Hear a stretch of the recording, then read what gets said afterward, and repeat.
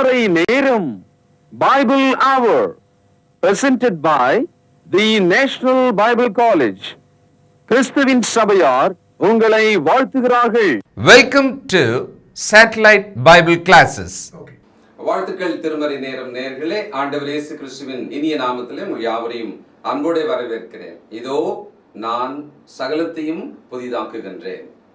புதிதான விஷயம் இன்னைக்கு கூட பாருங்களேன், ஒரு புதிய காலை பொழுது தேவனே வாக்களிச்சிருக்கிறாரு. புதிய கிருபை ஒவ்வொரு நாளும் உங்களுக்கு கொடுக்கப்படும் சொல்லி புதுசா விஷயங்களை பார்க்க, ஒவ்வொன்றுக்குள்ளும் இருக்கிற புதியதை கவனிக்க நம்ம மனசை கொஞ்சம் விரிவாக்கணும். இந்த புதிதான அப்படின்ற ஒரு தலைப்பின் கீழே நம்ம கேட்க ஆரம்பிச்சிருக்கிறோம். மிகப்பெரிய ஒரு சந்தோஷத்தை நமக்குள்ள கொடுக்குது. இதை கேட்கும்போது மனுஷன் இந்த பூமியில எதையுமே புதிதான விஷயங்களை சந்தோஷமாக பார்க்கவும் ஏற்றுக்கொள்ளவும் செய்யறான்னு நமக்கு தெரியும். தேவனுடைய வசனங்களுக்குள்ள போய் பார்க்கும்போது தேவன் உண்டாக்கின இந்த வானம் பூமி இவைகள் எல்லாம் நல்லா தான் இருந்தது. ஏன்னா அவர் ஒவ்வொன்றும் படைக்கும் போதும் ஒவ்வொரு நாளுடைய முடிவிலையும் அது நல்லதென்று கண்டார், அதை ஆசீர்வதித்ததாகத்தான் நம்ம பார்க்கிறோம். ஆனா இது எப்படி கெட்டு போச்சு, எப்படி இது சாபத்துக்குள்ளானதுன்னு பார்த்தோம்னா மனுஷனுடைய பாவத்தினாலே. ஆதாம் ஏவாள் பாவம் செய்த பொழுது இந்த பாவத்தின் விளைவாக அவர்களுக்கு தேவனிடத்திலிருந்து ஒரு பிரிவு ஏற்பட்டது. தோட்டத்தை விட்டு துரத்தப்பட்டாங்க. அடுத்தது இந்த பூமி சபிக்கப்பட்டது. சில நேரங்கள்ல நம்முடைய தனிப்பட்ட பாவம் நம்மளோட போயிடும் அப்படின்னு நம்ம நினைப்போம். ஆனால் ஆதாம் ஏவாள் விஷயத்துல நீங்க கவனிச்சீங்கன்னா அவருடைய மீறுதலாகிய அந்த பாவமானது பூமி முழுவதும் சாபத்துக்குள்ள கொண்டு வந்தது.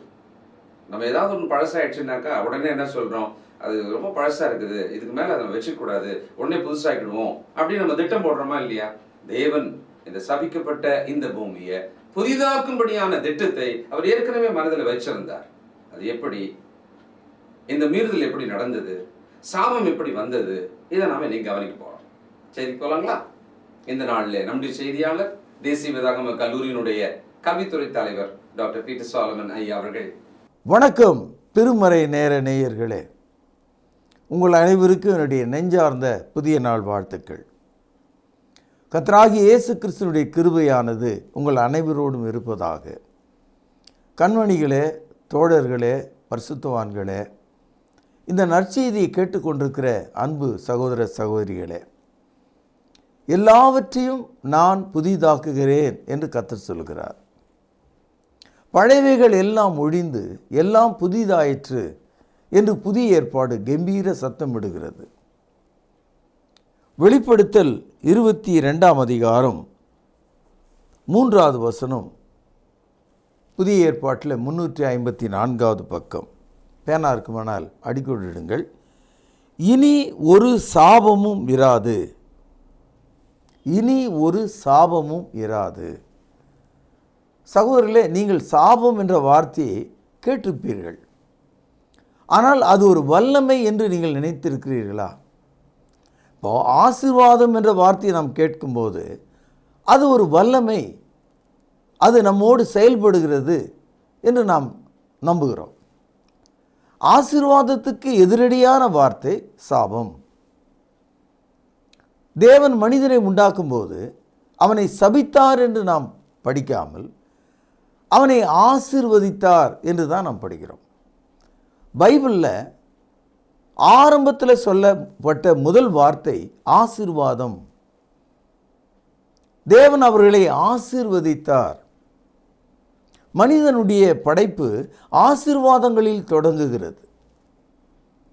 ஆனால் இப்பொழுது வாழ்கிற நம்முடைய வாழ்க்கையும் இந்த பூமியும் இந்த பைபிளை அறியாத மனிதன் கூட நான் சாபத்தில் இருக்கிறேன் என்று நினைக்கக்கூடியதாக இருக்கிறது. எல்லாம் சாபத்தின் கீழ் இருக்கிறது. அதனால தான் வெளிப்படுத்தல் 22:3 நாம் வாசிக்கிறோம், நோ மோர் கர்ஸ், இனி ஒரு சாபமும் இராது. சகோதரர்களே, மனிதன் பாவம் செய்த பொழுது தேவன் தமது வாயினாலே மனிதனுக்கு இந்த சாபத்தை கூறினார். ஆதியாகமும் 3ஆம் அதிகாரம் 17வது வசனம். உங்கள் கையில் பேனா இருக்குமானால் நான் சொல்கிற இடத்துல குறித்து கொள்ளுங்கள். பின்பு அவர் ஆதாமை நோக்கி, நீ உன் மனைவியின் வார்த்தைக்கு செவி கொடுத்து புசிக்க வேண்டாம் என்று நான் உனக்கு விலக்கின விருட்சத்தின் கனியை புசித்தபடியினாலே பேனால் அடிக்கோட்டிடுங்கள். பூமி உன் நிமித்தம் சபிக்கப்பட்டிருக்கும். நீ உயிரோடு இருக்கும் நாளெல்லாம் வருத்தத்தோடு அதன் பலனை புசிப்பாய். அது உனக்கு முள்ளும் குறுக்கும் முளைப்பிக்கும். வெளியின் பகிர் வகைகளை புசிப்பாய். நீ பூமியிலிருந்து எடுக்கப்பட்டபடியால் நீ பூமிக்கு திரும்பும் மட்டும் உன் முகத்தின் வேர்வையால் ஆகாரம் புசிப்பாய். நீ மண்ணாய் இருக்கிறாய், மண்ணுக்கு திரும்புவாய் என்றார். சகோதரர்களே, மனிதனுக்கு சாபம் கூறப்பட்ட போது அந்த சாபம் அந்த மனிதனை எல்லா கோணங்களிலும் வாழ்க்கையில் எல்லா பக்கங்களிலும் எதிரொலிக்கக்கூடியதாக மாறியது. முதலாவது, மனிதன் கால் ஊன்றி நின்று நம்பிக்கையோடு வாழ நினைத்த பூமி சபிக்கப்பட்டது என்று பார்க்கிறோம். பூமியில் விளையும் விளைச்சல்களும் சாபத்துக்குரியதாக இருக்கிறது என்று பார்க்கிறோம். முள்ளும் குறுக்கும் விளையக்கூடியதாக இருக்கிறது என்று பார்க்கிறோம். மனிதனுடைய முகத்தின் வேர்வை உழைப்பினாலே அவன் முன்ன வேண்டும் என்று நாம் பார்க்கிறோம். நீ மண்ணிலிருந்து எடுக்கப்பட்டபடியால் மண்ணுக்கு நீ திரும்புவாய் என்று பார்க்கிறோம். இவைகளெல்லாம் மனிதன் மீது வந்த சாபங்கள். இதே ஆதியாகமம் 1 அதிகாரம் 28வது வசனம். பின்பு தேவன் அவர்களை நோக்கி, நீங்கள் பலுகி பெருகி 1, பூமியை நிரப்பி 2, அதை கீழ்ப்படுத்தி 3, சமுத்திரத்தின் மச்சங்களையும் ஆகாயத்து பறவைகளையும் பூமியில் நடமாடுகிற சகல ஜீவ ஜந்துகளையும் ஆண்டு கொள்ளுங்கள் 4 என்று சொல்லி தேவன் அவர்களை ஆசீர்வதித்தார். ஆசீர்வாதத்தோடு தொடங்கின மனிதன், அந்த ஆசீர்வாதத்தினுடைய 4 பக்கங்கள் பலுகி பெருகுதல், மல்டிப்ளை, பூமியை நிரப்புதல், ஃபில் தி எர்த், அதை கீழ்ப்படுத்துதல், சப்டியூ, அதை ஆண்டு கொள்ளுங்கள், ரூல் ஓவர் இட். ஆக முழு சுதந்திரத்தோடு படைக்கப்பட்ட இந்த மனிதன் தான் கர்த்தர் விலக்கின அந்த கனியை புசித்ததனால, கர்த்தருடைய கட்டளையை அவன் உடைத்து போட்டதனால, தேவனுடைய வார்த்தையை அவன் நம்பாமற் போனது நிமித்தமாக, கீழ்ப்படியாமையினால அவன் மீது பாவமும் பாவத்தினாலே மரணமும் உண்டாயிற்று. இன்றைக்கு மனுஷன் வலி என்ற ஒரு விஷயத்தை எப்போதும் சொல்லிக்கொண்டே இருக்கிறான். குழந்தைகள் அழுகிறது வலியினாலே. மனிதர்களுக்கு வலி புரியும். வலி இல்லாத மனிதனே கிடையாது. இந்த வலி என்பது பாவத்தின் கீழ் வந்த மனிதனுக்கு சரீரத்தில் ஏற்பட்ட பௌதிக மாற்றம். இதை ஆதியாகமும் 3 அதிகாரம் 16 வசனம் பாருங்கள். அவர் ஸ்திரீயை நோக்கி, நீ கர்ப்பவதியாக இருக்கும்போது உன் வேதனையை பெருக பண்ணுவேன், வேதனையோடு பிள்ளை பெறுவாய், உன் ஆசை உன் புருஷனை பற்றி இருக்கும், அவன் உன்னை ஆண்டு கொள்வான் என்றார். இந்த பெயின் என்று சொல்லக்கூடிய அந்த வலி, அதில் அளவுகள் இருக்குது. சாதாரணமாக தாங்கி கொள்கிற அளவுக்கு வலி, உயிரே போகிற அளவுக்கு வலி. சில வலிகள் உயிரையே எடுத்துரும், அதான் மரணம். ஆக இந்த வலிகள், இந்த பெயின் ரிசல்ட் ஆஃப் சின், பாவத்தினுடைய விளைவாக இருக்கிறது, சாபத்தினுடைய ஒரு அடையாளமாக இருக்கிறது. இனி ஒரு சாபமும் இராது என்று இதோ எல்லாவற்றையும் புதிதாக துவங்குகிற தேவன் புதிய ஏற்பாட்டில் நமக்கு வாக்களித்திருக்கிறார். ஆனால் ஆதியாகம காலத்திலிருந்து படிக்கிற மனிதன் பாவத்தினாலே சாபத்துக்கு உள்ளே வந்து விட்டான். இந்த சாபம் அவனை ஆட்டி படைக்கிறது. இன்றைக்கு சமுதாயத்தில் பாருங்கள், ஏன் இந்த கஷ்டம், ஏன் இந்த பைத்திய நிலை, ஏன் இந்த கொடுமை, ஏன் ஒரு சாண் ஏறினால் முழம் சறுக்குகிறது, வாழ்க்கை ஏன் இப்படி என்றெல்லாம் நாம் கேட்கும்போது அதற்கு ஒரு காரணத்தை கூட நம்ம கண்டுபிடிக்கலாம். ஆனால் நீங்கள் கண்டுபிடிக்க முடியாத ஒரு காரணம் சாபம். சகோதர, சாபங்கள் நம்மை தொடர்ந்து வருகிறது. பூமியின் கீழே நாம் வாழ்வதே ஒரு சாபத்துக்குரியது தான். அதுபோக மனிதர்களும் ஒருவர் மேல் ஒருவர் தங்களுடைய சாபங்களை குவிக்கிறாங்க. சாபங்கள் நம்மை நிரப்பக்கூடியதாக இருக்கிறது. சாபம் இருக்கிற மனிதன் மீது சாபம் நீக்கப்பட வேண்டும். சாபத்திலிருந்து நாம் விடுதலையாக வேண்டும். ஆதியாகமம் 4ஆம் அதிகாரம் 5வது வசனம். காயினையும் அவன் காணிக்கையும் அவர் அங்கீகரிக்கவில்லை. அப்பொழுது காயினுக்கு மிகவும் எரிச்சல் உண்டாகி அவன் முகநாடி வேறுபட்டது. அப்பொழுது கர்த்தர் காயினை நோக்கி, உனக்கு ஏன் எரிச்சல் உண்டாயிற்று? உன் முகநாடி ஏன் வேறுபட்டது? சகோதரர்களே, உடம்புல வலிக்கிற மாதிரி எரிச்சலும் கோபமும் நமக்கு வருது பார்த்தீங்களா? நம்முடைய முகமே மாறி விடுகிறது பார்த்தீங்களா?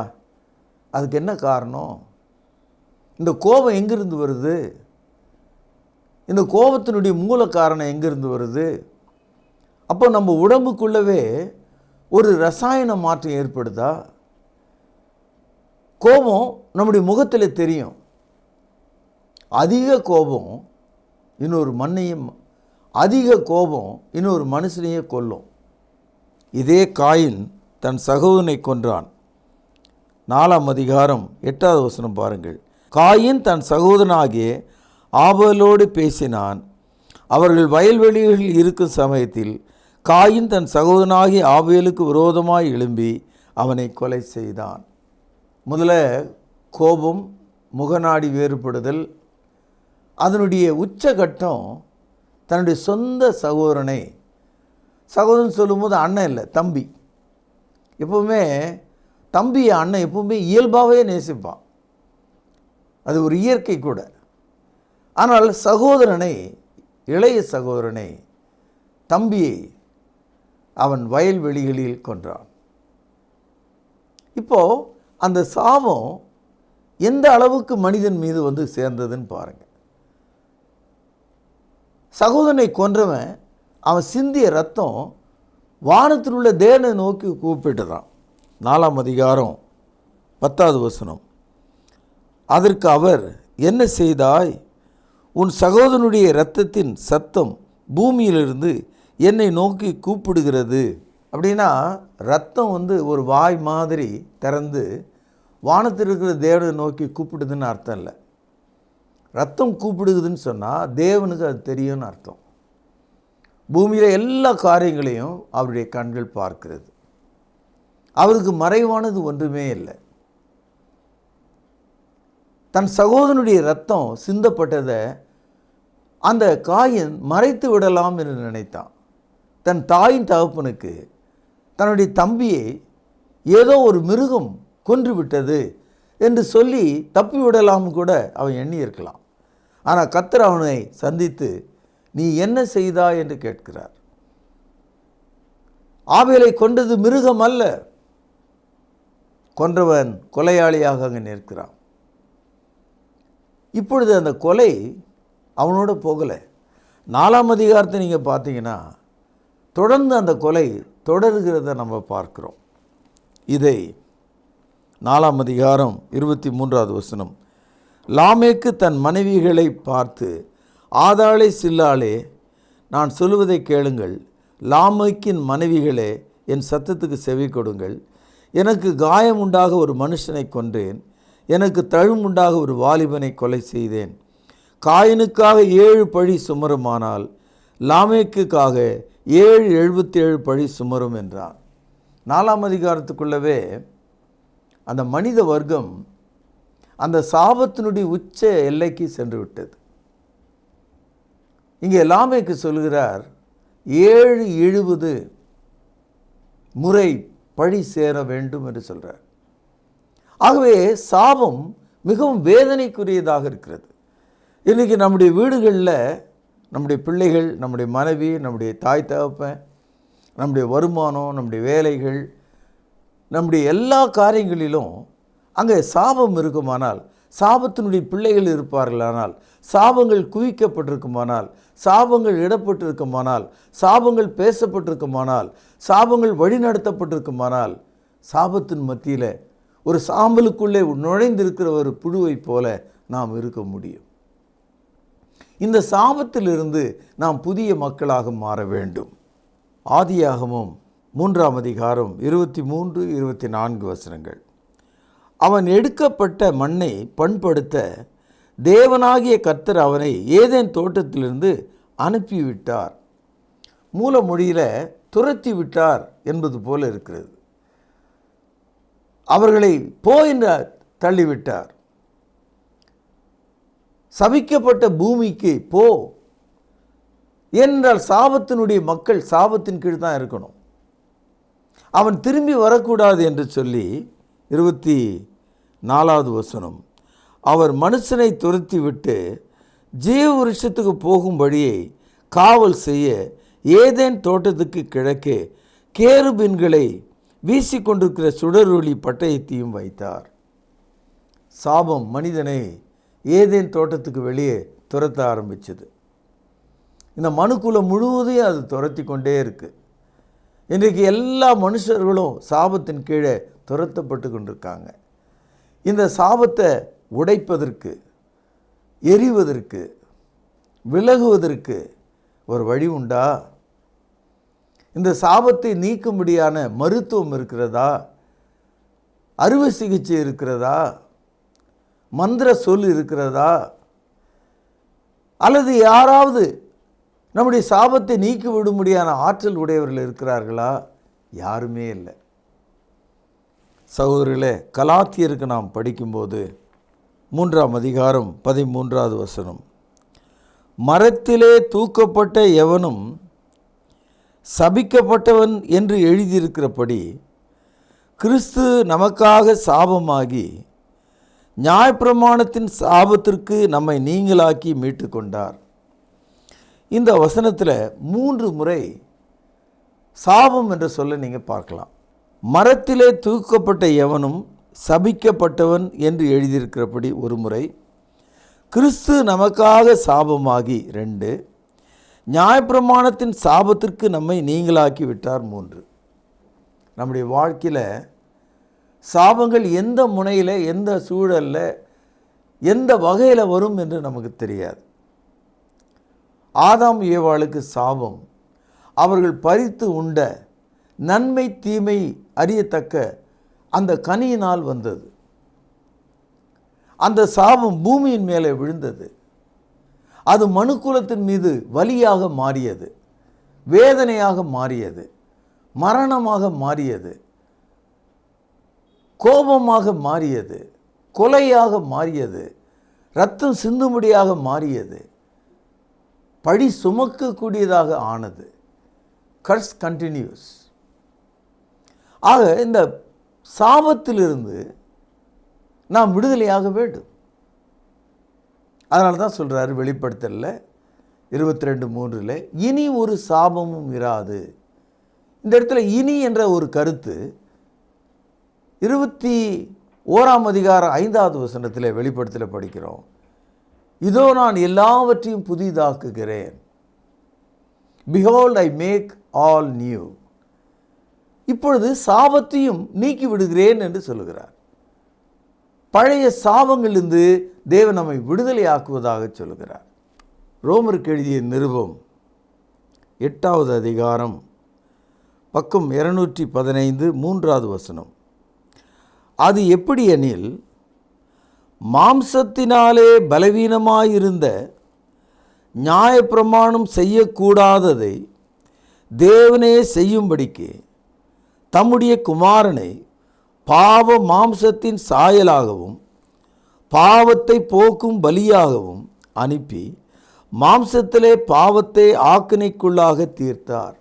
அதாவது மனிதன் மீது சாபத்தை பழைய ஏற்பாட்டில் பார்க்கிற நாம் அந்த மனிதன் மீது உள்ள பாவத்தையும் சாபத்தையும் நீக்கத்தக்கதாக தேவன் இரக்கமுள்ளவராய் தமது குமாரனை உலகத்திற்கு அனுப்பினார். அவர் வந்த பொழுது உங்களைப் போல என்னைப் போல பாவ மாம்சத்தின் சாயலாக வந்தார். அவருடைய சரீரம், அவருடைய கண்கள், அவருடைய எண்ணங்கள் தேவைப்பட்டால் பாவம் செய்ய முடியும். கண்களின் இச்சை, மாம்சத்தின் இச்சை, ஜீவனத்தின் பெருமை. ஆனால் இயேசு இந்த மூன்றையும் அவர் பாவ சாயல் உள்ள சரீரத்தில் வந்தாலும் அதை அவர் செய்யாமல் இருந்தார். அவர் நீதி உள்ளவராக இருந்தார். அதனால் மாம்சத்திலே பாவத்தை ஆக்கினைக்குள்ளாக தீர்த்தார். He condemned the death by his death. மரணத்தை அவருடைய மரணத்தினாலே பாவம் சாபம் ஆகிய இவைகளை ஆக்கினைக்குள்ளாக தீர்த்து விட்டார். உபாகமம் 21 அதிகாரம் 23வது வசனம், இரவிலே அவன் பிரேதம் மரத்திலே தொங்கலாகாது, அந்த நாளில் தானே அதை அடக்கம் பண்ண வேண்டும். தூக்கிலிடப்பட்டவன் தேவனால் சபிக்கப்பட்டவன், ஆகையால் உன் தேவனாகிய கர்த்தர் உனக்கு சுதந்திரமாக கொடுக்கும் உன் தேசத்தை தீட்டுப்படுத்தாதிருப்போமாக. சகோதரர்களே, இயேசு கிறிஸ்து இஸ்ரவேலர்கள் தேவன் கொடுத்த அந்த தேசத்தில் இருந்த காலத்தில் தான் பாவ சாயலாக மனிதனாக வந்த தேவனுடைய குமாரனை, பாவமற்ற அவரை ஒரு பாவியாக சாபம் உடைய ஒருவரை போல சிலுவையிலே கொன்று அவரை அடக்கம் செய்தார்கள்.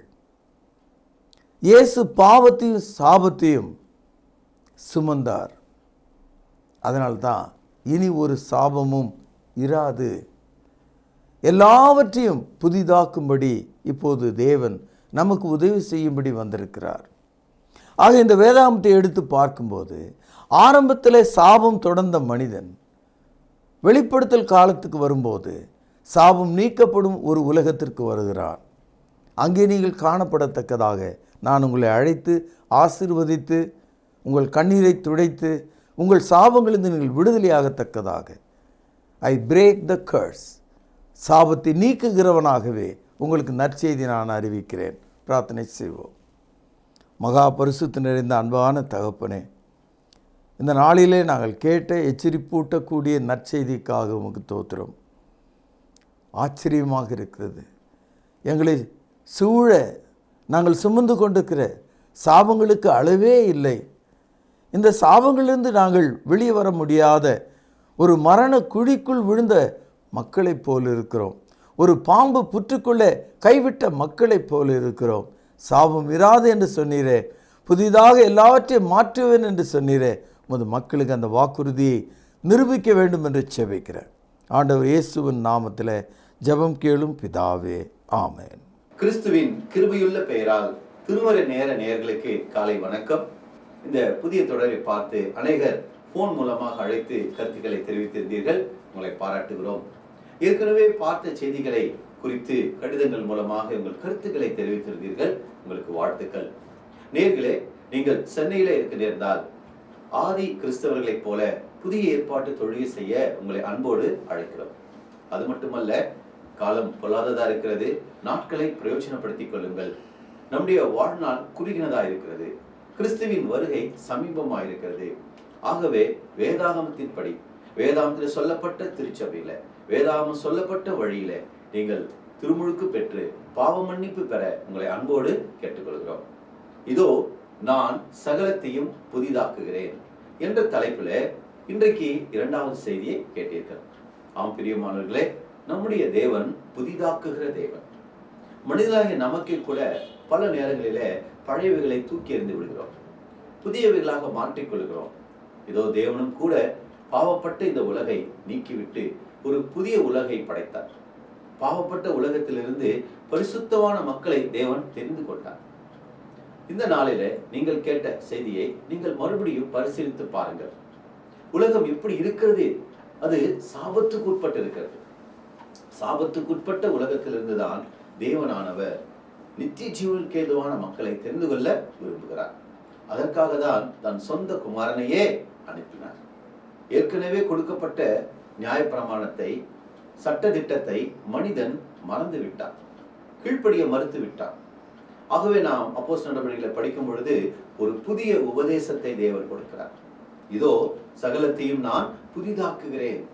பழைய உபதேசம் அல்ல, இப்பொழுது ஒரு புதிய உபதேசம் நமக்கு கிடைத்திருக்கிறது. அதன்படி நாம் கற்றுக்கொண்டு வாழ தேவன் உதவி செய்வாராக. இன்று நீங்கள் கேட்ட செய்தியிலிருந்து உங்களுக்கான பரிசு கேள்வி இதுதான்: பூமி ஏன் சபிக்கப்பட்டது? மீண்டும் சொல்கிறேன், எளிமையான கேள்வி. வசனத்தை கவனிங்கள், குறிப்புகளை ஆராய்ந்து பார்த்து சரியான பதிலை உடனே எழுதுங்கள். பூமி ஏன் சபிக்கப்பட்டது? எழுதி கொண்டீர்களா? உடனே பதில் எழுதுங்கள். SMS மூலமாக பதில் அனுப்புகிறவர்கள் தயவு செய்து உங்களுடைய முழுமையான முகவரி, பின்கோடு, வீட்டு எண், தெரு எண், தெரு பெயர் இவைகளை சேர்த்து அனுப்பும்படி உங்களை அன்போடு கேட்டுக்கொள்கிறோம். நேயர்களே, ஆவிக்குரிய புத்தகங்கள், டிவிடிக்கள், திருச்சபையிலே பயன்படுத்தப்படும் பந்தி பாத்திரங்கள், காணிக்கை பைகள் தேவைப்படுவோர் தொடர்பு கொள்ளுங்கள்.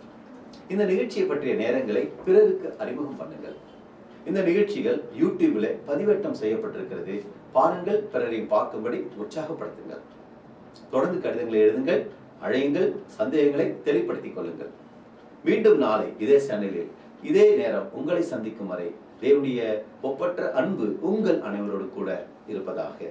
தொடர்பு கொள்ள வேண்டிய முகவரி: திருமறை நேரம், 58 சர்ச் தெரு, குமரன் நகர், சென்னை 6,82,000. தொலைபேசி எண் 044255000882. செல்போன் 9385500882. கர்த்தாவே, தேவர்களில் உமக்குப்பானவர் யார்? வானத்திலும் பூமியிலும் உமக்குப்பானவர் யார்? உமக்குப்பானவர் யார்? உமக்குப்பானவர் யார்? வானத்திலும் பூமியிலும் உமக்குப்பானவர் யார்? வானத்திலும் பூமியிலும் உமக்குப்பானவர் யார்?